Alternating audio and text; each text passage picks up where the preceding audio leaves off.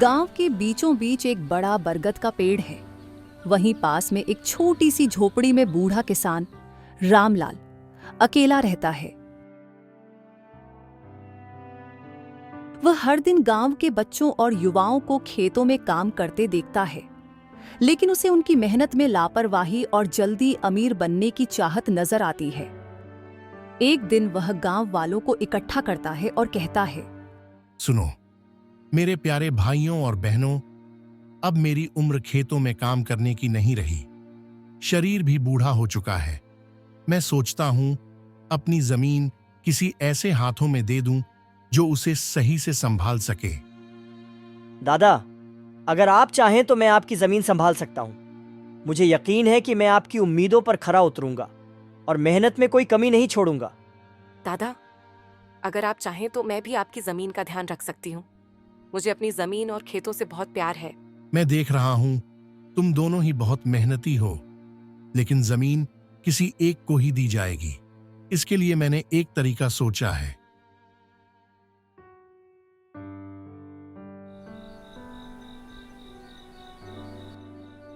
उसी दिन शाम को रामलाल एक तरकीब बनाता है। फिर दूसरे दिन रामलाल गांव के सभी युवाओं को अपने घर बुलाता है और हर किसी को एक छोटा सा कपड़े का थैला देता है। इस थैली में कुछ बीज है और तुम सभी को इन्हें अपने खेत में लगाना है। 3 महीने बाद मैं फिर आऊंगा और देखूंगा कि किसकी फसल सबसे बेहतर उगी है। जो इसे सही से उगाएगा वही मेरी जमीन का हकदार होगा। ये तो मेरे लिए बहुत आसान है। इस बार मैं साबित कर दूंगा कि मैं गांव में सबसे बेहतर किसान हूं। लेकिन दादा, क्या हमें इसे उगाने के लिए कुछ खास करना होगा? बेटा, बस मेहनत और सही देखभाल की जरूरत है।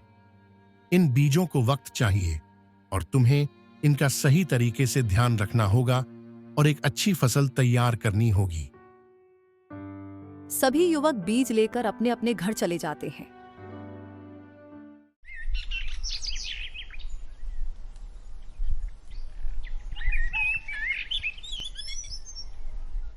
अगले दिन सभी अपने अपने खेतों में काम शुरू कर देते हैं, लेकिन सभी इसे अलग तरीके से करते हैं। देखो, मैं तो इस बार सबसे महंगी खाद और मशीनें खरीद लूंगा। तुम देखना, 3 महीने में मेरी फसल सबसे शानदार होगी। मैं तो बस थोड़ा पानी डालूंगा और फिर देखूंगा।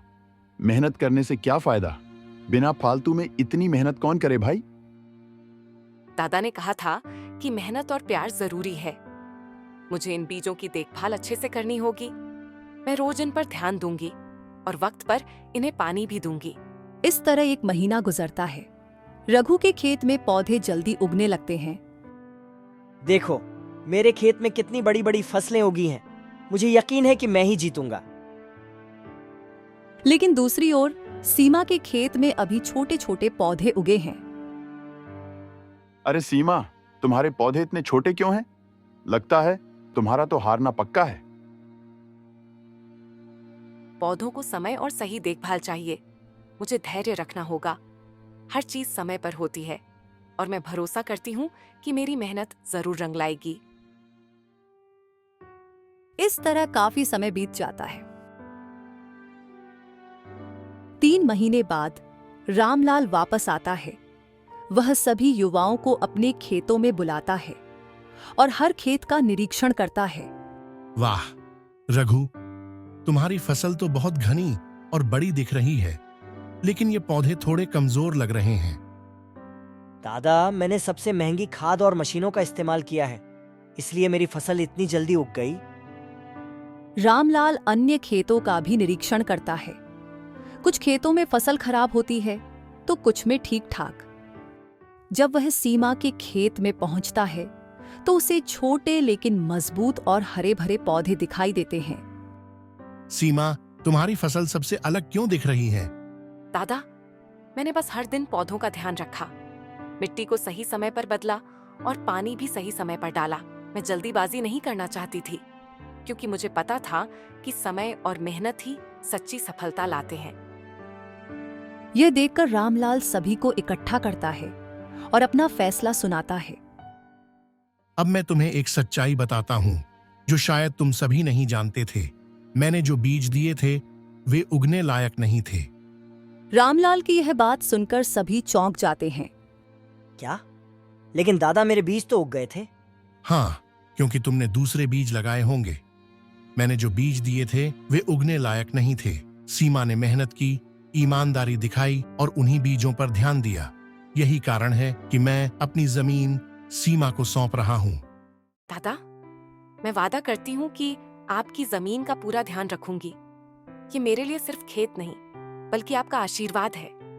यही तो मैं चाहता था।